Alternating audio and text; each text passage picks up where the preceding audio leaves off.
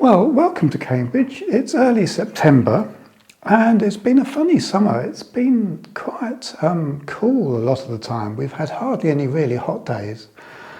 I've got one of these lovely old maximum and minimum thermometers, and you can see from this that the hottest it's been in here has been 27 degrees centigrade, which is about 80 degrees Fahrenheit for the whole summer. That demonstrates that we haven't really had a lot of hot weather this year. Anyway, I've got two fantastic smelling orchids to show you today. And the first one is this. This is Coelogyne cumingii. At least I think that's how you're supposed to say it, because it was discovered in the Philippines in the 19th century by a man named Hugh Cuming. I don't know how you would say that.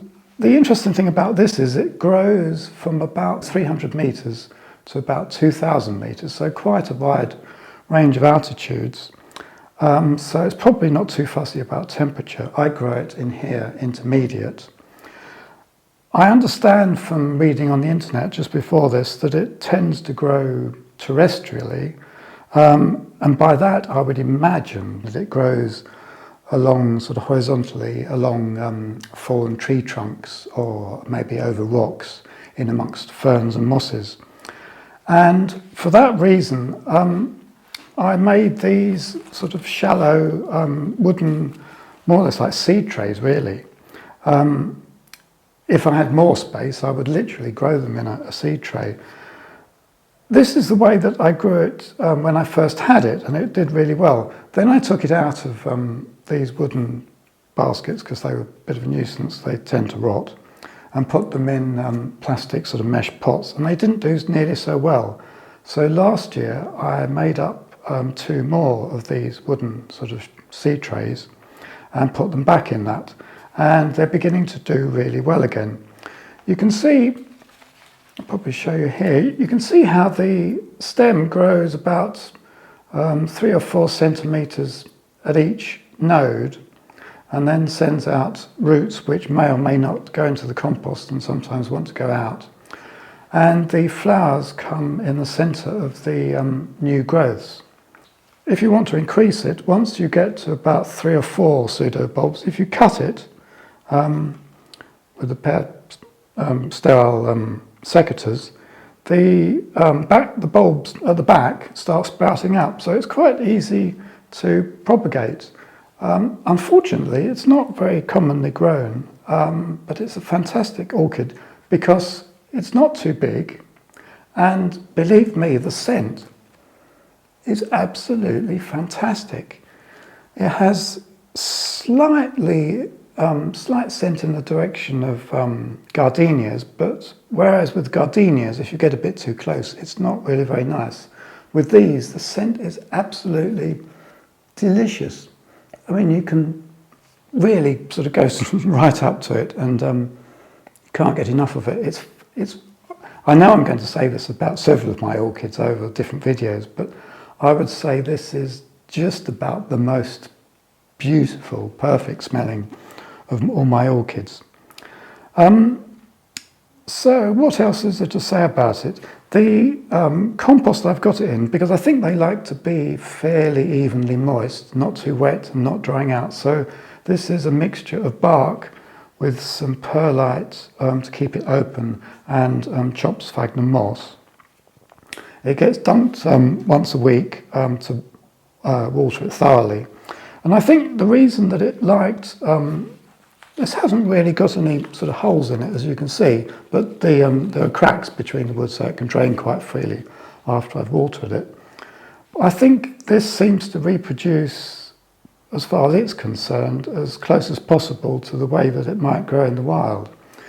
You can see that some of the older foliage is a little bit pale, and I'm beginning to grow to take a bit more trouble growing it a bit better. The leaves are going a nice green again. I would imagine that's because if it's growing in the wild and it's growing sort of low down in sort of woodland, it's actually quite shaded. So I think it needs to be, like a lot of the Coelogynes in fact that I've got in here, They do much better in fairly deep shade a lot of the time. Anyway, the flowers are exquisite in scent and beauty. So if you ever get a chance to grow Coelogyne cumingii, it's really worth a go. Oh, and one thing I forgot, if I haven't praised this particular Coelogyne enough, the flowers also last several weeks, so they're really long lasting. So what more could you want?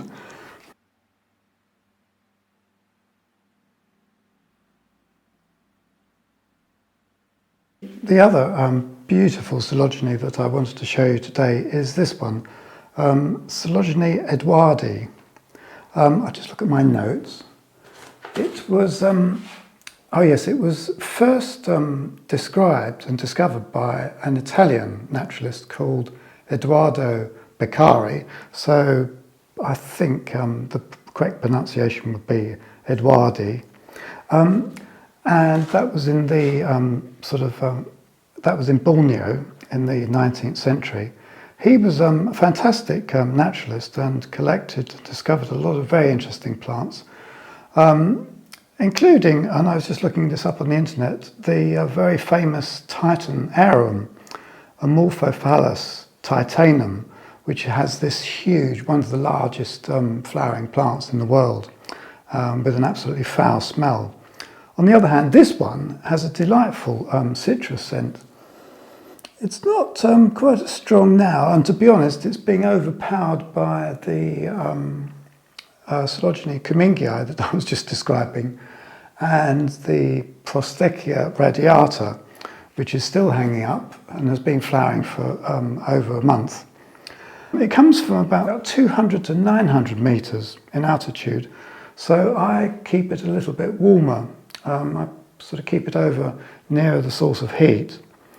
The pseudobulb's a little bit shriveled. I've never been able to grow this to perfection. I mean, it's okay, and I've had it for a long time. You can see two really nice new growths coming here. But I don't quite know why it doesn't do as well as it could do, or at least as well as I'm sure it could do. The foliage, you see how dark green the foliage is, and it's really quite leathery. You'd think it would take quite a lot of light, but I tend to grow it in the shade, and I'm sure that's correct. Anyway, the flowers are absolutely beautiful, really beautiful Coelogyne. Anyway, that's about all I've got time for today. Thanks ever so much for watching. Please subscribe to my channel if you like learning more, particularly about scented orchids, and click the like button.